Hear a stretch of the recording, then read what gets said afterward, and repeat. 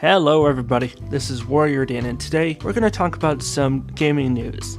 Well, kind of gaming news, kind of film news. It's kind of right down the middle. For those of you who are fans of the Five Nights at Freddy's series, you are likely aware that the Five Nights at Freddy's film has been in a weird state of development hell, as the industry saying goes. The film has bounced around from director to director, originally under the control of Warner Brothers and New Line Cinema, but now being overseen by Blumhouse Studios, who helmed films like Get Out. Well, this week in the news, it was announced that Harry Potter director Chris Columbus will be the one helming the Five Nights at Freddy's film. According to a report by Deadline.com, the original Five Nights at Freddy's developer will produce along Columbus and Blumhouse's production team. Chris Columbus will be directing, producing, and writing the script for the Five Nights at Freddy's film. Currently, it is unknown what kind of direction the film is expected to take in terms of rating. My anticipation is, unless it is specifically made clear to the contrary, I do believe this will be a PG-13, fairly mainstream film. I don't think you're going to get a hard R-rated Five Nights at Freddy's film from the guy who penned Harry Potter, Young Sherlock Holmes, and Home Alone 2. Now, I am mixed on the decision to cast Chris Columbus. While I am a fan of his work on the first two Harry Potter films, which I do, despite their many flaws, I do view them to be the best of the series. I don't exactly see Columbus as being the ideal candidate to helm the kind of horror film that I would anticipate a FNAF movie to be. But to clarify, let me be a little bit more specific and use a direct analogy. If you go back and look at the second Harry Potter film, the final one that Chris Columbus directly helmed, Harry Potter and the Chamber of Secrets, you have what is essentially a murder mystery plot. Harry and the gang at Hogwarts are beset with fear as a unknown monster roams around the campus at night, sneaking up and striking its victims without any notice, jumping out in the middle of the night. Harry and his friends try to work together, identify the mystery behind these mysterious murders and disappearances, and try to restore justice to the school. Now, setting aside a few factors, this is almost identical to the kind of storyline we already know from the Five Nights at Freddy's games. So initially you'd think right off the bat, well, this is good. Chris Columbus already has some familiarity and experience with this kind of storytelling, making him an ideal candidate for the role of director. Well, yes and no. While the Harry Potter book does an excellent job of making the story into a murder mystery, if you actually watch the Harry Potter and the Chamber of Secrets film and observe closely, you can predict and see every narrative turn as it comes.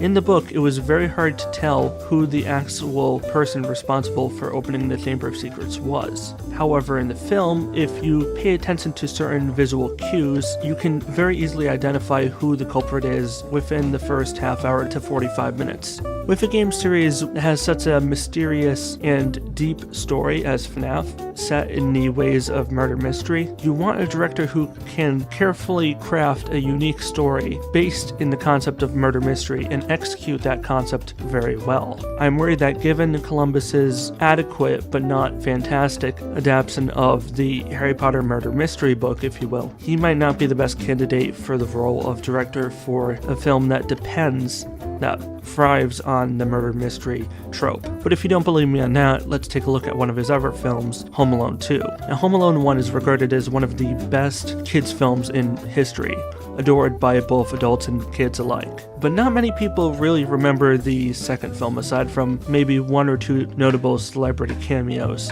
I would dare you to name one memorable moment in the second Home Alone film. For most people, you can't. Now, Columbus does have one other redeeming factor to consider, and that was his work on films like Gremlins and The Goonies. Now, personally, I have no fondness for either film. In fact, I specifically hate Gremlins with a very strong passion, but I do recognize that the vast majority of people do love these films, and they are held in high regard to this day.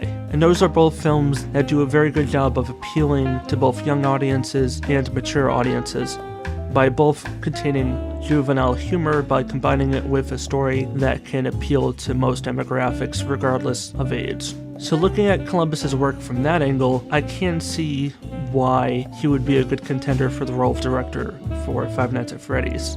So I'm just trying to do a compare and contrast analogy here. I do think there are worse candidates out there than Chris Columbus, but I don't see him as being the best possible candidate for such a particular role. I think for the role of director for Five Nights at Freddy's, you need a very niche director, possibly a smaller indie level director, familiar with animatronics and in real life practical effects as opposed to CGI. I would be very hesitant at the idea of a FNAF film relying heavily on CGI to convey its horror. I think for a game series that has been made famous by its use of animatronic figures, it would be blasphemous to use anything but real animatronics in this film, and I don't see Chris Columbus as being one who would be familiar enough with the proper use of animatronics to display them properly on film.